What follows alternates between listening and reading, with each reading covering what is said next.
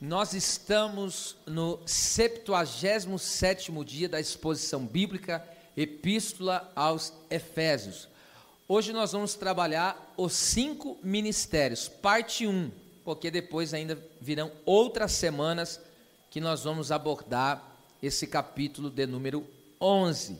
Hoje em si, eu vou estar falando dos 5 ministérios de forma geral, tá certo?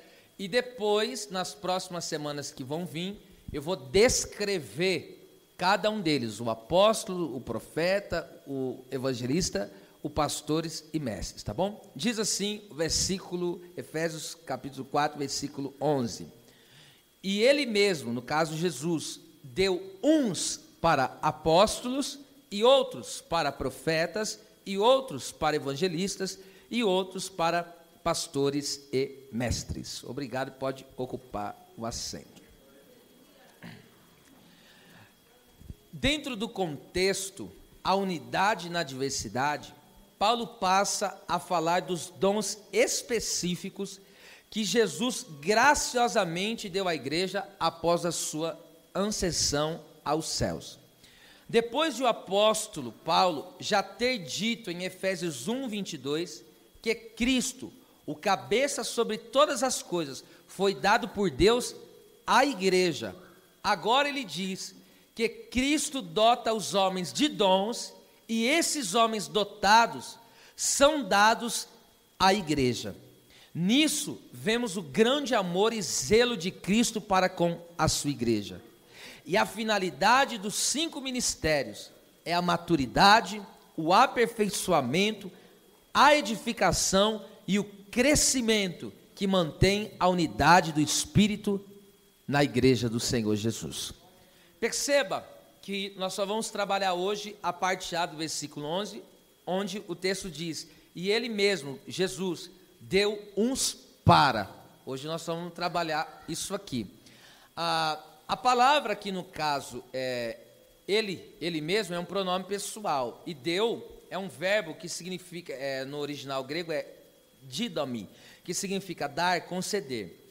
Então, antes de fazermos uma descrição, conforme já disse, dos dons ministeriais, aqui enumerados, que no caso são esses 5, precisamos fazer algumas considerações. Dentre elas, este texto mostra a forma íntima que Jesus age na igreja, porque o texto diz, ele mesmo, não foi outro, ele mesmo. Então é ele mesmo que age. Então isso aqui denota a forma íntima que ele age, ele trabalha sobre a sua igreja, que é o seu corpo. E também graciosa, porque o texto diz, ele deu, então é dado por ele, é uma graça dele. Então, embora Paulo descreva os 5 ministérios, que nós podemos chamar de homens dons ou homens dotados, você veja que ele descreve os 5 ministérios no plural. Você pode ver, ele fala, ele deu uns para apóstolos, então ele está dizendo tudo no plural aqui no caso.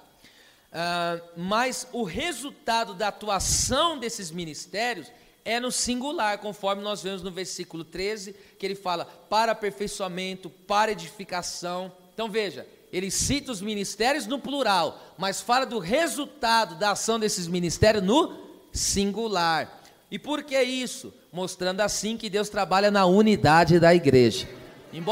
Embora haja pluralidade na igreja, mas o propósito sempre é um, é a unidade dela, tá certo? Agora veja, os 5 ministérios são, o que são os 5 ministérios? Veja só o que são os 5 ministérios, baseado em 1 Coríntios, capítulo 3, versículos 5 e 9. Aqui Paulo está dizendo, pois quem é Paulo? Ele tem um ministério, ele é apóstolo. E quem é Apolo? Também é ministro, né? Senão ministros. Aqui a palavra ministro significa servos, tá? Seria melhor traduzido aqui como servos. Pelos quais crestes, e conforme o que o Senhor deu a cada um. Então, primeiro, os 5 ministérios são servos. Diga, servos. Agora, a segunda coisa que os 5 ministérios são, os homens dotados dos dons de Cristo. Veja só, porque nós somos cooperadores de Deus, tá certo? Então veja só, Paulo aqui fala que os ministérios são 2 coisas. Primeiro, são servos. Segundo, são cooperadores de Deus. A palavra aí no caso, servos aqui, que é diáconos, significa servo, atendente, alguém que executa os pedidos de outro, no caso aqui é Deus. E a outra palavra que ele usa aqui, no caso cooperadores, essa palavra é sinergos, que significa companheiro de trabalho, colaborador. Olha que tremendo. Então, os dons ministeriais, ou seja, os homens dons, ou seja, os ministros, são servos que atendem à vontade de Deus e trabalham junto com o Senhor para a edificação da igreja e preservação da unidade. Então, isso são os ministérios. Embora os ministérios ele desenvolvem muitas funções importantes, como localizar o membro de Cristo em que parte do corpo que ele está, e também capacitá-lo para ele desenvolver a posição que Cristo colocou ele no corpo. Veja que os ministérios, eles trabalham com o Senhor, colaboram. Então esses homens dons, que têm os dons ministeriais, eles são cooperadores de Deus. Cooperadores é trabalhar junto, conforme já expliquei aqui, ser companheiro de trabalho. Deus ele poderia fazer tudo sozinho, se ele quisesse, porque ele é soberano, ele tem poder para isso, mas ele resolveu nos incluir no seu propósito. Veja só que honra que Deus tem dado para nós. E ainda mais, em resumo, veja só, como funciona, em resumo de como funciona o corpo ministerial da igreja. Eu quero aqui eu vou chamar assim, corpo ministerial. Eu vou dar um resumo, é claro, porque aqui eu não vou falar de forma completa sobre o corpo ministerial, tá bom? Porque envolve outras áreas, mas eu quero falar aqui em resumo, concernente ao ministério, os dons ministeriais. Não se esqueça que existem 3 classificações de dons: os dons naturais, os dons espirituais e os dons ministeriais, tá certo? Os dons naturais, só revisando isso aí, é dado pelo Pai. A Bíblia diz em Tiago 1,17, toda boa dádiva e todo dom perfeito vem descendo do alto, do Pai. Os dons espirituais, segundo está escrito em 1 Coríntios, capítulo 12, é dado pelo Espírito Santo. É o Espírito Santo, aquela lista de 9 dons, a profecia, a palavra da ciência, dom de curar, dom da fé, etc, etc. É o Espírito Santo que concede.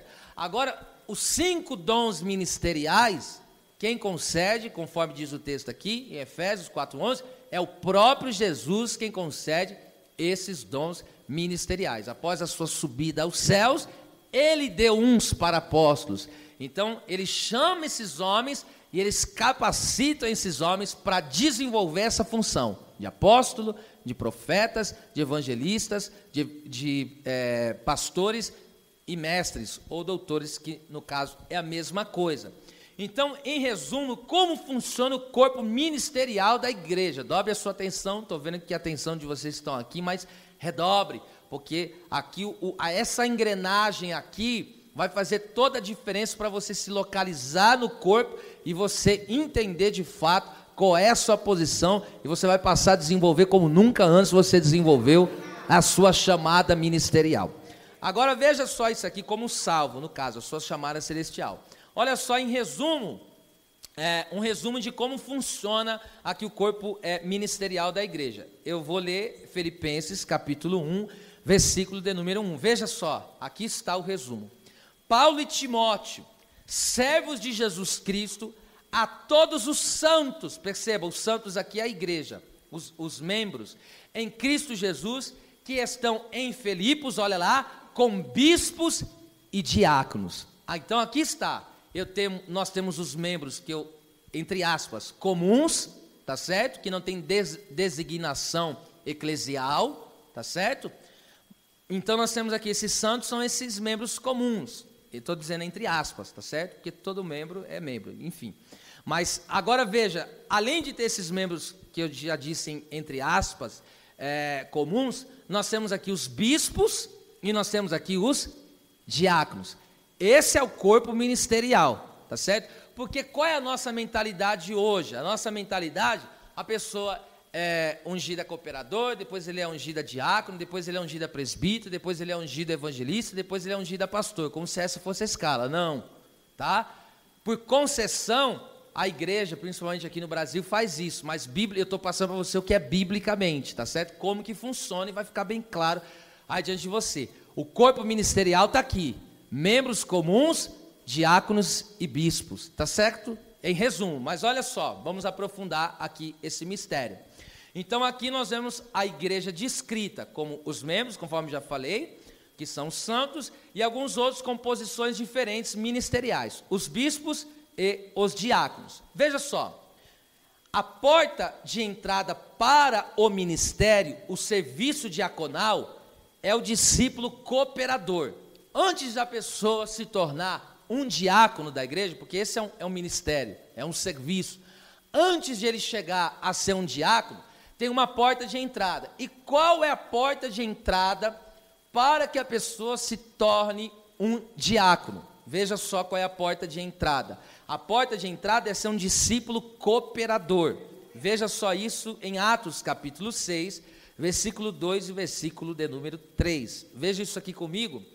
E você sabe que a igreja nessa época ainda não tinha os diáconos, é aqui que eles vão aparecer. E a igreja está em crescimento pleno, os apóstolos estão pregando a palavra, anunciando a palavra, a igreja está crescendo numericamente também, muitas outras vidas estão sendo alcançadas, e agora acontece que eles não estão conseguindo dar conta de trabalhar no serviço das mesas, de ajudar as pessoas conforme as necessidades sociais, entende? Eles não estão tendo esse tempo. E aí aconteceu uma murmuração, e no meio dessa murmuração, eles falam o quê? A gente não pode deixar de se aplicar à oração e ao ministério da palavra. Então, levantemos os diáconos. Os diáconos foram levantados para fazer cessar a murmuração que estava acontecendo, veja só. Amém. E agora veja só, aqui está a continuação. E os 12 convocando a multidão de discípulos, veja, eles convocam a multidão de discípulos, ou seja, os crentes, os membros comuns, os seguidores de Jesus, disseram: não é razoável que nós deixemos a palavra de Deus e sirvamos as mesmas. Mas olha só o versículo 3, escolhei. Então a palavra escolhei aí, perceba, escolheu para quê? Para desenvolver o trabalho diaconal, que é o serviço das mesas, tá certo? Que para nós hoje é o trabalho que se faz de cuidado do templo, entende? Isso inclui tudo, organização, limpeza, a recepção, isso inclui inúmeras áreas aí, a obra social, tudo isso inclui o trabalho diaconal, tá certo? E essa palavra escolher é uma palavra muito linda, episquipitomai, que significa inspecionar com o objetivo de encontrar as qualificações necessárias. Então não é qualquer pessoa que pode chegar ao diaconato, perceba, é alguém escolhido. Eu já dei aqui, o significado da palavra escolhido aqui, já disse, é inspecionar com o objetivo de encontrar as qualificações necessárias. No caso, o texto aí vai dizer que ele tinha que ser de boa reputação, cheio do Espírito Santo e de sabedoria. Essas são as qualificações que foram pedidas. E constituamos sobre esse importante negócio. Veja que não é qualquer negócio. A posição diaconal é uma posição de muita honra, é importante negócio. Amém. Alguém deu glória a Deus aí. Então perceba, a Bíblia nos instrui a não colocar as mãos, ou seja, ordenar a pessoa ao ministério diaconal, precipitadamente. Está escrito na primeira epístola de Paulo a Timóteo. Ou seja, eu não posso chegar simplesmente e ver alguém que aparentemente você olha, ele é esforçado, está em todo culto, mas só isso não basta para ser um diácono. Ele tem que ser inspecionado. Esse membro comum, ele tem que ser o quê? Avaliado, ele tem que passar por essa qualificação, entende? Por assim dizer. E aonde se encontrará nele, se verá as qualidades necessárias para que ele possa então entrar nessa função, tá certo? Diaconal. E aí então as mãos é colocado sobre esta pessoa. Essa função de discípulo cooperador é visto em um irmão chamado João Marcos. Veja só o cooperador. O cooperador, perceba, ele é apenas um auxiliar. Ele não é ordenado como diácono. O diácono não. O diácono já é ordenado ao ministério diaconal, ao serviço. Agora o cooperador não, ele é um discípulo cooperador. Então a porta de entrada para essa área diaconal tem que ser esse discípulo cooperador. E vamos ver que a Atos 13:5, olha a palavra que o apóstolo Paulo usa, no caso aqui Lucas que escreveu, né? Aqui o contexto é o quê? Paulo, no caso que era chamado Saulo ainda, estava junto com Barnabé lá na igreja de Antioquia, onde havia mestres e profetas, eles servindo ao Senhor. O Espírito Santo disse: apartai-me a Saulo e Barnabé para a obra que eu os tenho chamado. E ali depois que foi separado, o texto diz no versículo 4, a igreja colocou as mãos sobre ele, ordenaram eles ao ministério e enviaram. E o texto diz que o Espírito Santo os enviou. Agora Saulo, no caso, agora ele vai ser chamado Paulo, por causa da sua missão aos gentios, ele, juntamente com Barnabé, ele leva uma pessoa com eles. E quem que é que eles levam? Eles levam um auxiliar, eles levam um cooperador, olha só. E chegados a Salamina, anunciavam a palavra de Deus na sinagoga dos judeus, e tinham também, leia comigo, a João como? Isso é lindo demais, gente, escute isso aqui. A palavra cooperador aqui no grego é hiperetes, que significa remador subordinado, assistente. Antes de eu aplicar aqui, deixa eu te localizar quem era esse cooperador. E essa palavra hiperetes, quem que era essa pessoa? Remador subordinado. Naquela época, as pessoas pegavam as embarcações, os navios, e existiam 3 partes naquele navio, existiam 3 classes. Esses remadores subordinados é os que ficavam na última parte, a última parte do navio. E por que remadores? Porque eles que faziam o navio andar. Naquela época não tinha motor, então o que eles tinham que fazer? Ninguém via eles, mas eles estavam remando. Alguém já pegou isso aí. Ninguém estava vendo, mas eles estavam dando assistência. O navio estava andando porque tinha um remador. Aleluia. Agora veja isso aqui. João Marcos aqui ele é chamado desse auxiliar, tá certo? Então, o João Marcos não foi ordenado nem ao ministério diaconal e nem ao santo ministério, tá certo? Como ministro, no caso, os 5 ministérios. Ele não tinha essa ordenação, mas ele já era um cooperador. E trazendo para os dias de hoje, o que é isso, irmão? Esse aqui é aquela pessoa que começa, às vezes já tem uma oportunidadezinha para dar uma saudação, mas está sempre ali se oferecendo, está ajudando, está cooperando. Aí tem uns cultos no lar, ele se envolve junto. Aí ele fala: posso ajudar em alguma coisa? Posso levar? Posso contribuir? Esses são os cooperadores. E detalhe, eles fazem as coisas acontecer. Os cooperadores, o que seria de nós sem os cooperadores? Porque Paulo, perceba, e Barnabé não pode encher a cabeça com coisa pequena, entende? Entre aspas, coisa pequena. Porque a maior responsabilidade qual que é? Ele tem que estar com a mente, o coração bem para quê? Para fazer a exposição da palavra, para pregar a palavra, tá certo? E aí quem que vinha? Vinha João Marcos, abrindo caminho, organizando lugares onde eles iam ficar, entendeu? Carregando a malinha deles. Olha lá o João Marcos aí, ó. E de onde surgiu o João Marcos? Sabe de onde ele surgiu? Da oração. Em Atos capítulo 11, versículo 12 diz: na casa da irmã Maria, mãe de João Marcos, lá estavam orando por Pedro. Ou seja, casa onde se ora, casa que tem oração, Deus levanta cooperadores, Deus levanta discípulos cooperadores, missionários. Aleluia, Deus vai fazer, aleluia, de alguém da tua casa, vai fazer um instrumento desse aí, viu? Enquanto você está orando, aí Deus vai fazer do teu filho isso. Na obra de Deus, vai ser um instrumento poderoso nas mãos do Senhor. Tá certo? Então vamos lá. A porta, vou estar sendo repetitivo aqui, não por questão qualquer, mas sim para que você anexe melhor aí, tá certo? E compreenda melhor. Então a porta de entrada para o ministério diaconal é o discípulo cooperador. Já vemos isso em João Marcos aqui no caso, tá certo? E como aconteceu entre os diáconos, o Nicanor, o Prócoro, o Timão, Filipe, Estevão e os outros demais, tá certo? O Nicolau, enfim, eles estavam ali como cooperadores, discípulos cooperadores. Aí os apóstolos viram, tinham qualificações, aí foram colocar as mãos e ordenaram, agora vocês são diácono. Agora veja isso aqui, que coisa linda. A porta de entrada para o ministério, que também pode ser chamado presbitério, é o diaconato.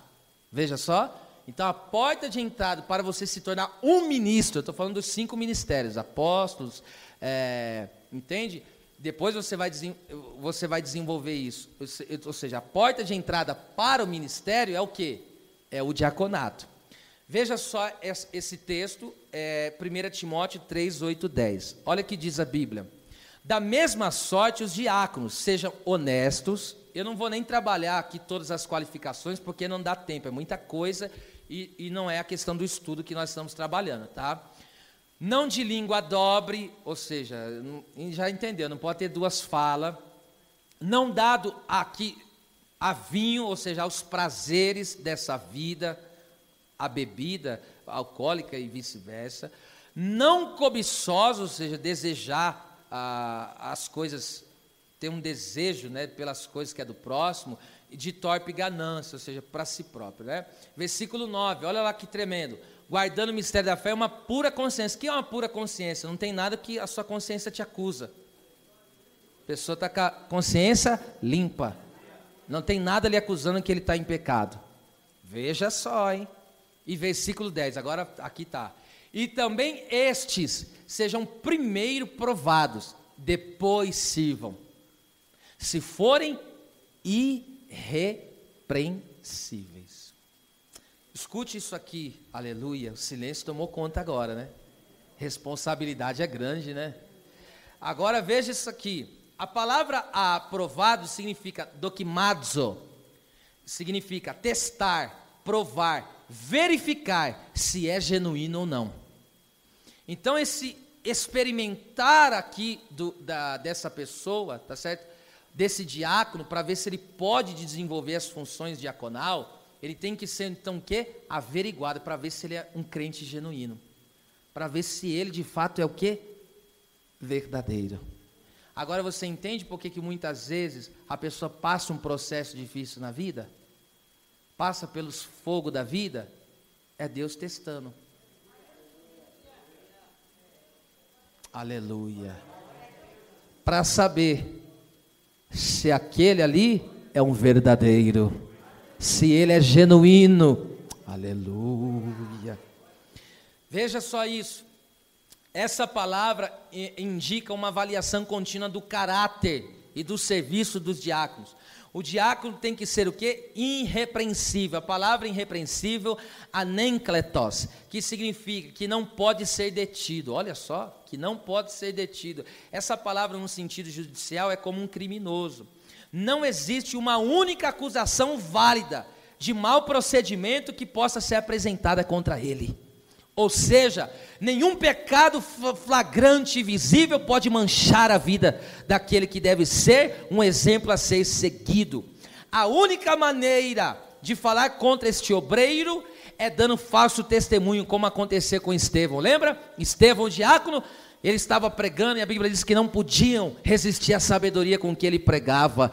E aí viram a face dele como a face de um anjo. E a Bíblia diz que os homens subornaram outros para falar contra ele. Ou seja, para falar contra Estevão, para tentar manchar o caráter dele, só inventando calúnia, só inventando mentira. Veja só, ele tinha uma qualificação tremenda, tá certo? Para exercer essa função. Então veja, não é qualquer pessoa que a gente chega e coloca numa posição tão honrada como essa. Tem alguém que tem que ter qualificações espirituais, morais e éticas. Diga glória a Deus, pelo amor de Deus. Vamos lá.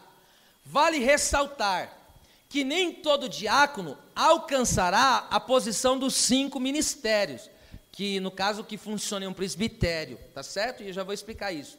Porque é Deus quem concede os dons ministeriais. E o dom ministerial recebido de Deus determina o ofício, ou seja, se ele vai desenvolver o dom como apóstolo, como profeta, como evangelista, como pastor ou como mestre, tá certo? Sendo assim, apóstolo, profeta e evangelista não são ordenados. Ninguém é ungido apóstolo, Ninguém, como eles usam esse termo, né? Ninguém é ungido, detalhe, ninguém é ungido nem a pastor. Ninguém é ungido evangelista, não existe essa unção. Isso é dom ministerial. Tá certo? Ele mesmo deu os dons, qual é? Apóstolos, profetas. Isso não é unção, isso é o quê? É dom de Deus. É por isso que não pode alguém chegar e simplesmente falar, eu quero ser um apóstolo. Isso não existe, tá certo? É um dom que Deus dá para a pessoa, é Deus que dá. Ou seja, a pessoa, não é a pessoa que decide ser pastor, ela recebe esse dom da parte de Deus. Ela não decide ser evangelista, é Deus que faz ele ser um evangelista. A pessoa não é a pessoa que fala, vou dar na telha, eu vou estudar até eu me tornar um mestre. Pode estudar o quanto quiser, mas se Deus não te dá o dom, não vai ser. Tá certo? Então escute isso aqui em alto e bom som.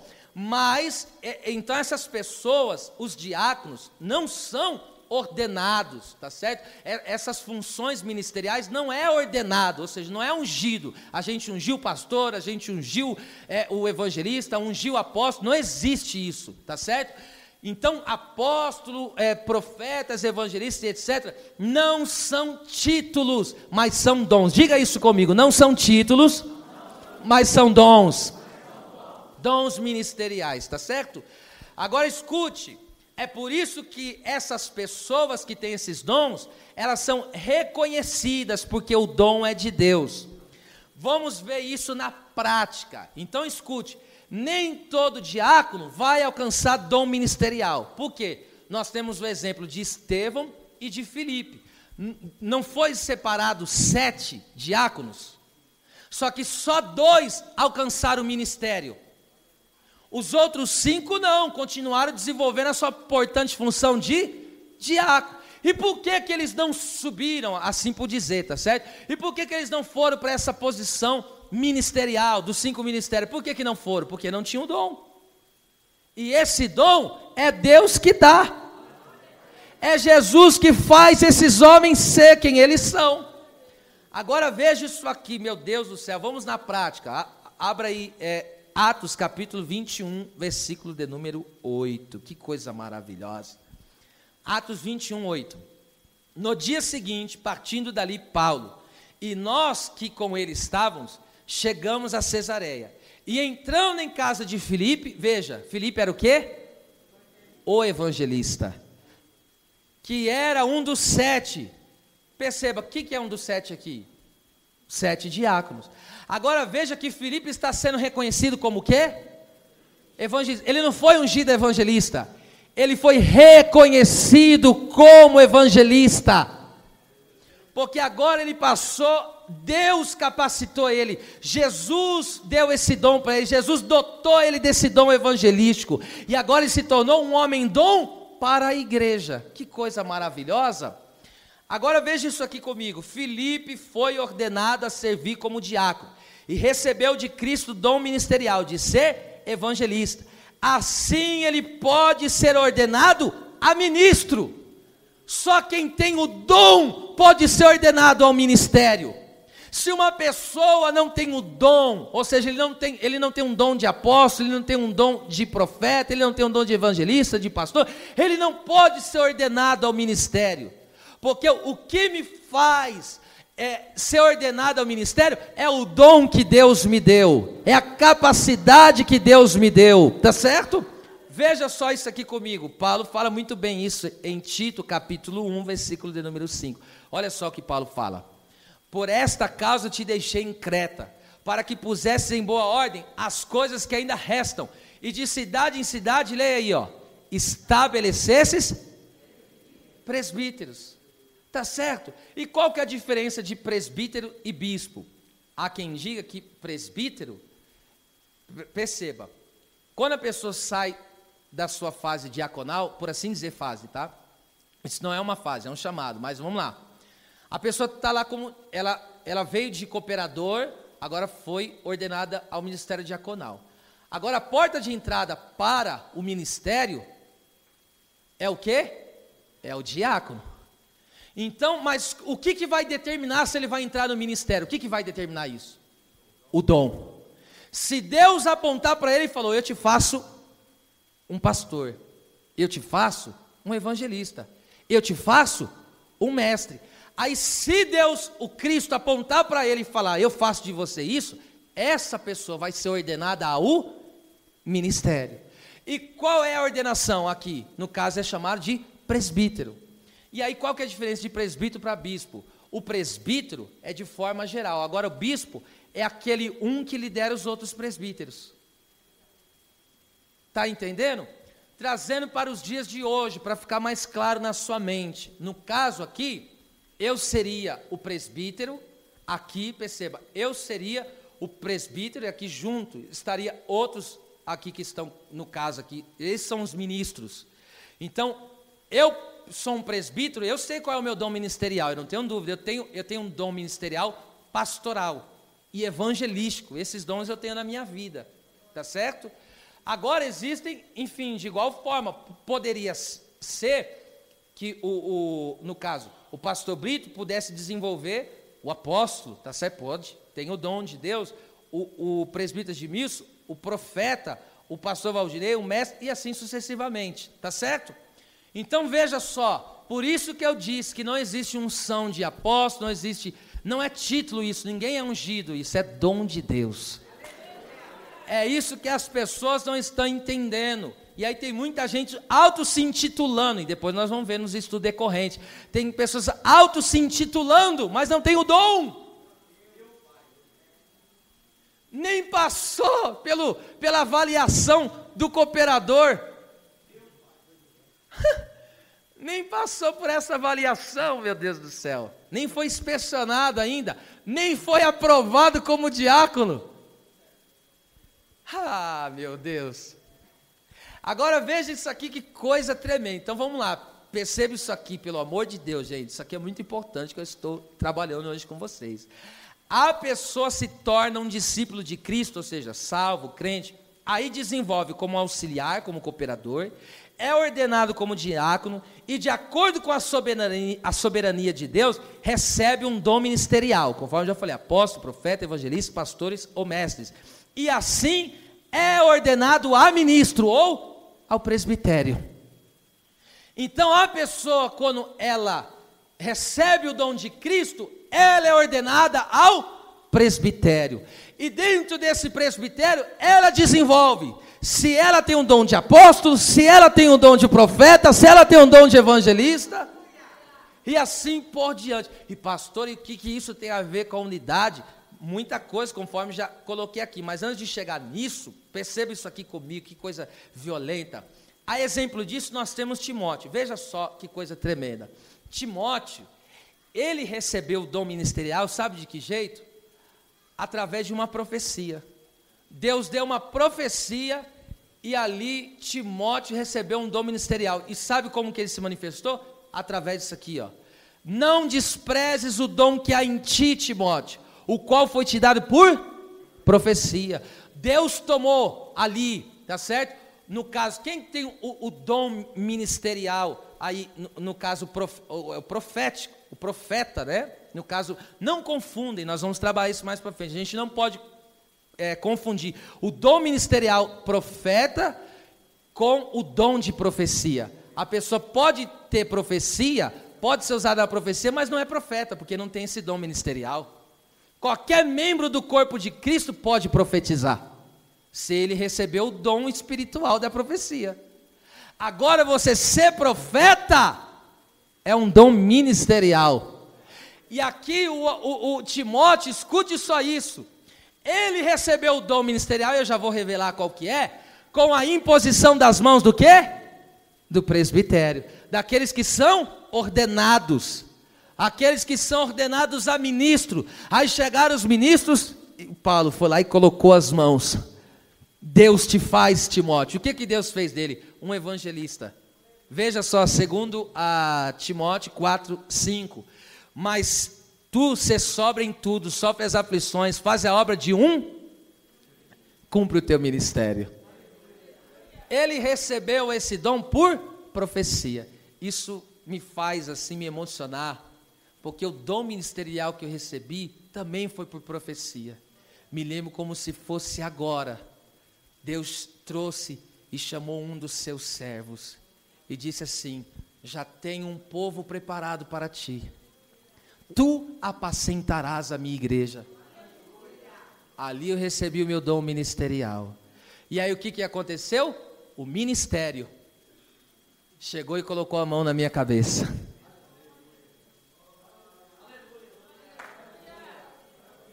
E como em Atos 13, fui enviado pelo Espírito Santo. E para quem que eu fui enviado? Eu fui enviado para a igreja. Os homens dons são presente de Deus para a igreja. Para de graça, você não entendeu. Os homens dons Deus deu como presente para a igreja. Tá vendo só que coisa tremenda? Isso quebranta meu coração, fico emocionado. Só quem entende ministério sabe o que a gente está sentindo aqui agora. Agora, isso aqui vai tocar em alguns corações. Veja só isso. Paulo, ele diz a respeito do ministério. Antes de passar para isso, conforme nós lemos aí, os dons do ministério são recebidos de Deus segundo a vontade soberana e no seu tempo. Por que no seu tempo? Porque tem pessoas que já são como Jeremias. Já antes de nascer, Deus já falou, esse é o dom ministerial dele. Qual que era de Jeremias? Profeta. Antes de ele nascer. Escute o que eu estou falando. Foi antes de ele nascer, Deus falou, você tem esse dom ministerial. Existem pessoas como Samuel, quando criança, adolescente, ele estava servindo no templo, e Deus apareceu para ele em uma voz bradou, Samuel, Samuel. Depois da terceira vez ele diz, fala Senhor, porque o teu servo ouve. Tem pessoas que podem desenvolver o dom ministerial já na fase adulta. Por exemplo, Pedro, os outros demais apóstolos eram adultos já. E o texto diz em Marcos 3,13, e subindo ao monte que ele passou em oração, chamou aqueles que os quis e designou para apóstolos. Então foi na fase adulta. Agora, o ministério que a pessoa exerce e o tempo que ela vai exercer esse ministério, é Deus que determina. Aleluia! É Ele que determina. Você pode ver, tem pessoas que já desde muito pequenininho, ele já tem uma desenvoltura. E já desenvolve, você fica até impressionado. Mas é por quê? É o tempo de Deus. Tem pessoa que você já vê desde pequenininho, ele já é voltado para aquelas coisas espirituais. Tem criança que não sabe nem brincar, não gosta nem de brincar, ele gosta de tratar das coisas. É semelhante a Jesus. Com 12 anos, estava lá no templo, debatendo com os doutores. Então a questão aqui é um tempo de Deus, é uma soberania de Deus. Deus é que decide qual o dom ministerial a pessoa vai exercer e também o tempo em que ele vai exercer. É Deus que assim o faz, tá certo? E alguém que está aqui, por exemplo, Deus pode hoje despertar isso em você. Alguém pode dar glória a Deus para essa palavra aí? Deus pode hoje despertar isso dentro de você. E aí o que vai acontecer? Deus toma em profecia e fala, você vai ser isso. Aí a mão é colocada sobre você, você vai desenvolver o dom que Deus te deu. Glória a Deus. É assim que se levanta obreiros no entendimento dessa palavra. Veja só, Paulo diz a respeito do ministério, veja isso comigo, 1 Timóteo 3:1, glória a Deus. Quem está entendendo até aqui, diga amém. Amém. Esta é uma palavra fiel, ou seja, ela é verdadeira, ela é genuína, essa palavra é pura, viu gente? Olha lá, se alguém, aqui a outra tradução estaria melhor, se alguém aspira o episcopado, ótimo. Se alguém aspira o episcopado, excelente obra, almeja ou deseja. Pega isso aqui, gente, e não esquece nunca mais. Veja só isso aqui comigo. A palavra aspira aí é oregomai, que significa esforçar-se para alcançar. Isso descreve uma ação exterior da pessoa. Agora a palavra almeja ou deseja, que dá no mesmo, é epithemeo, que significa uma forte paixão, refere-se a um desejo interior.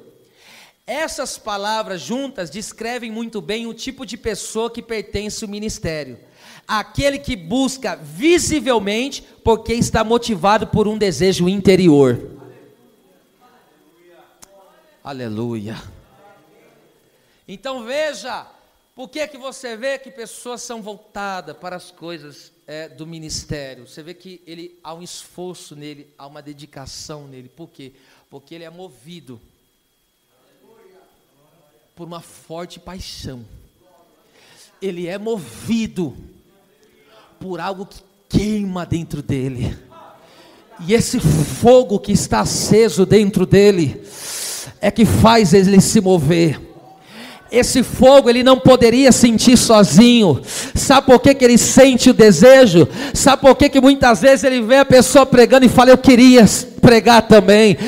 Ele vê a pessoa fazendo e fala, eu queria fazer. Ele vê aquela pessoa orando com autoridade, ele fala, como que eu queria? Sabe por quê? É o desejo que Deus já está implantando no seu coração, mostrando para você o dom que você tem, mostrando para você a obra que Ele vai realizar, mostrando a forma que Ele vai te levantar na terra.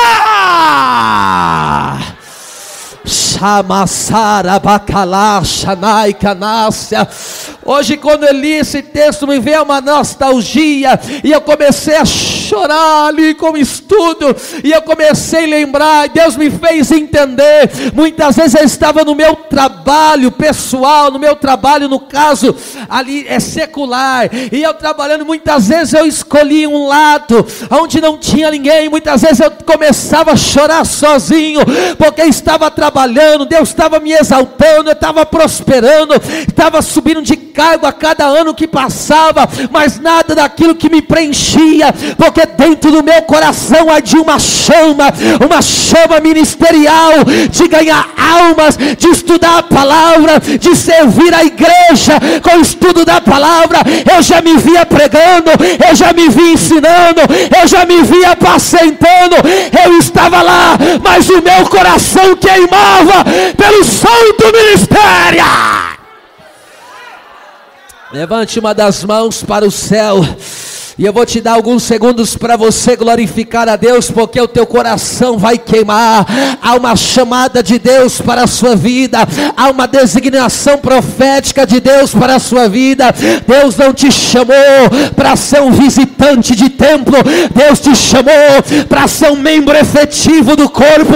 Deus vai fazer o teu coração borbulhar, Deus vai fazer o teu coração queimar. Aí muitas pessoas não vão entender a sua dedicação, o seu empenho, a sua entrega, porque os prazeres dessa vida você já abandonou. É porque o ministério queima o teu ser.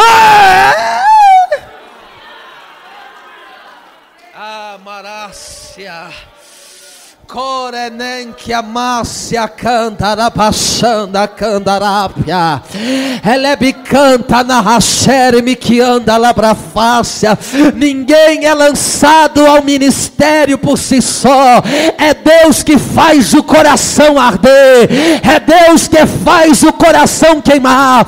Porque se a pessoa não tem a chamada, se a pessoa não tem um dom, o ministério vai se tornar para ele um fardo, o ministério para ele vai se tornar um peso. Mas para aquele que foi designado, para aquele que foi chamado, para aquele que foi capacitado, não é um peso para ele, é um prazer, é uma alegria, porque Deus fez ele nascer para viver aquilo.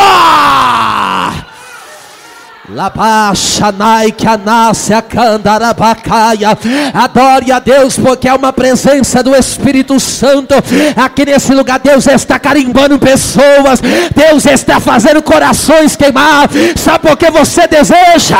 Você olha para um obreiro como esse aqui e o teu coração queima. Você olha para uma obreira dessa aqui e o teu coração queima. Sabe por quê? É Deus te mostrando o que Ele vai fazer com você. Anarabachanda Kamanahasera Caracoria candarabashai, elebacácia candarabacanda, elebicanta na caxéria, elebacala baraxa.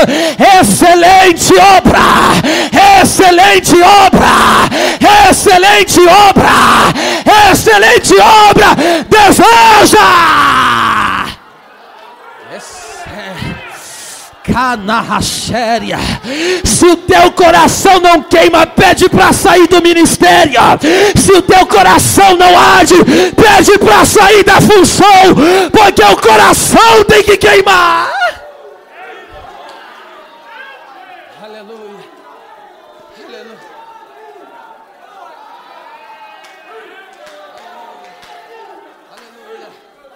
Aleluia. Aleluia. Aleluia, levante as duas mãos para o céu e receba do que Deus está compartilhando aqui. Deus está fazendo o coração da igreja queimar. Um dia eu vi um ministro de Deus, escute isso, e eu vi um ministro de Deus pregando com autoridade, com poder, e ele profetizava, ele ministrava cura. Eu olhei para aquilo e falei: meu Deus, eu creio nisso. Aí chegou um dia, estava orando no monte, de repente chega o pastor Cleiton, e o pastor Cleiton coloca a mão em mim e fala: ei, Deus te levantará para profetizar no meio do povo dele. Tu pregarás a palavra dele em muitas partes, em muitos cantos. Olha aqui, olha a palavra de Deus se cumprindo. Anarabia canda, ela baxere me candaraia, alavassúria. Mas Deus está fazendo corações queimarem aqui. Tem muita gente que não entende o zelo que a pessoa tem em cuidar. É por isso que tem muita gente que não entende, Edmar, o zelo que se tem para cuidar aí. Aleluia. É por isso que tem gente que não entende o zelo da pessoa vir cuidar, organizar a casa de Deus, ter prazer de limpar o templo do Senhor. É por isso que tem muita gente que não entende aquela pessoa que se dedica em oração, em jejum, em busca. Sabe o que é isso? É o coração que queima, é o coração que queima. Meu Deus, queima, queima, queima. Anaxera maia, cana rassúria, promanacho canaia. O Espírito da profecia toma minha boca aqui para dizer para pessoas: Deus está marcando pessoas hoje aqui para uma chamada de ministro na sua obra. Aleluia, glória a Deus. Excelente obra deseja. Excelente obra deseja. Agora, para a gente encerrar, glória a Deus.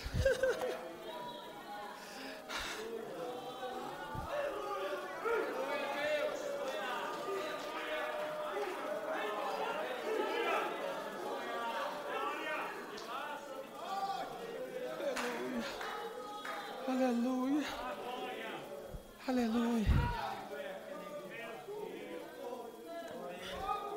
aleluia.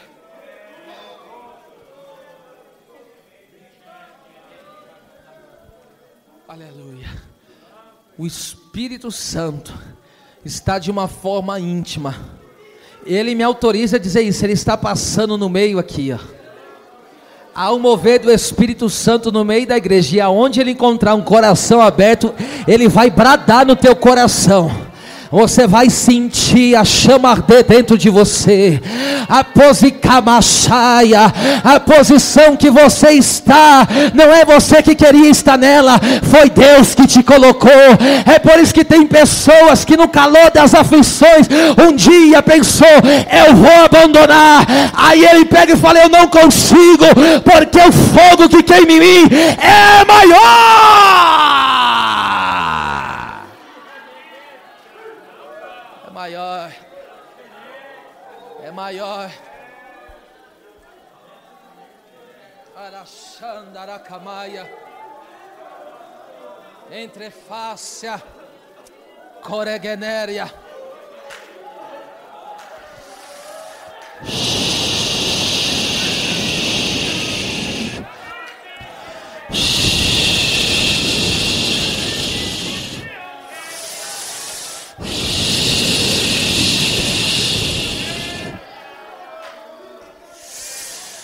Aonde estiver uma alma sedenta pela presença do Espírito Santo, eu te convido a orar em línguas estranhas agora e adorar a Deus com as suas próprias palavras também.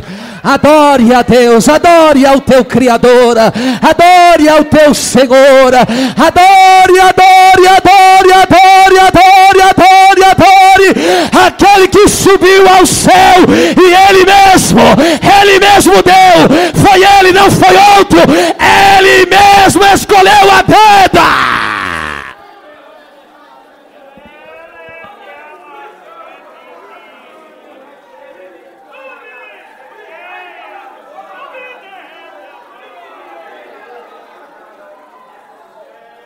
Aleluia. Aleluia. Aleluia.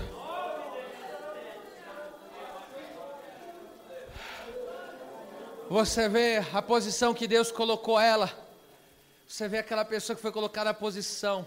Não importa se ela trabalha com a criança, se ela trabalha com os jovens, se ela trabalha com adolescentes, se ela trabalha com a área social. Não importa. O coração dela queima. Aí como o coração dela queima, ela é movida por esse fervor. O que ela faz externamente é movida pelo que queima dentro. Aí ela se preocupa, aí ela se dedica, aí ela se empenha. Por quê? Porque ela está dando o melhor que tem. Porque ela está movida por um sentimento que Deus deu para ela. Aleluia. Aleluia. Aleluia.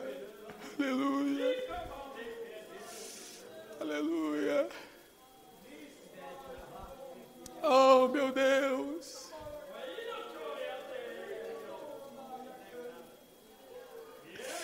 Aleluia.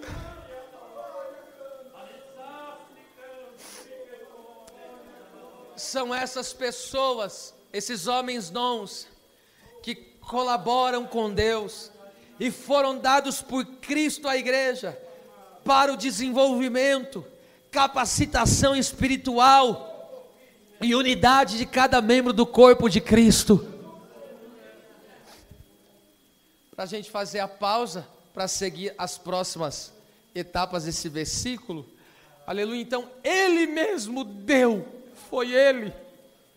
Ele graciosamente, Ele pegou e escolheu ali, ó.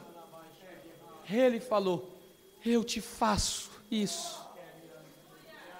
É eu que faço isso na sua vida. E agora o que Ele faz? Ele forma o obreiro. E Ele pega e faz o que agora? Ele fala: agora eu te dou para a minha igreja. Não é o ministro, por isso que o ministro não é dono da igreja. Jesus deu, Jesus é que deu. Veja o amor e o zelo que Ele tem para com a sua igreja. Ele deu o ministro para a igreja. E esse ministro, agora perceba, esse ministério, que nós vamos, conforme já disse, esse ministério, os 5 ministérios, que é o apóstolo, profeta, evangelista, pastor e mestre, esse corpo ministerial, esses 5 ministérios vão trabalhar no quê? Agora Deus vai usar cada um na sua capacidade. Olha, tem 5 aqui, ó. Fica de pé, me ajuda aí, meu Deus, olha isso aí, ó. Olha o que acontece. Jesus pega, aqui está os 5 ministérios. Aí Jesus pega, ó, te dá o dom, te dá o dom, te dá o dom, te dá o dom, te dá o dom. Aí o que Ele faz? Um apóstolo, outro profeta, outro evangelista, outro pastor e outro mestre. Aí o que Ele faz? Agora Ele pega e fala: agora eu dou vocês para o quê? A igreja. O desenvolvimento, aqui ó, o desenvolvimento dos ministérios faz com que cada membro venha se localizar, que parte que ele é do corpo, porque através da capacidade, eles são dotados, são homens dons. Aí o que vai acontecer? Aquela pessoa vai se localizar, vai falar, descobri, eu sou essa parte do corpo. E aí quando a pessoa sabe que parte do corpo é, ela vai ser o quê? Pelo Espírito Santo, capacitada também. Para ser o quê? Para desenvolver o seu dom. Qual é o dom que você tem? Você tem um dom da fé? Agora eu estou falando de dom espiritual, o membro. Você tem, aqui é os dons ministeriais. Então Deus usa os dons ministeriais para capacitar quem tem os dons naturais e os dons espirituais. Tá certo? Oh meu Deus! Agora eu vou deixar aqui, vai ficar um ponto de interrogação, por quê? Porque agora semana que vem nós vamos trabalhar. A partir de semana que vem nós vamos trabalhar cada um desses, nós vamos trabalhar as características, tá certo? A descrição desses dons ministeriais. As palmas louvem o Senhor.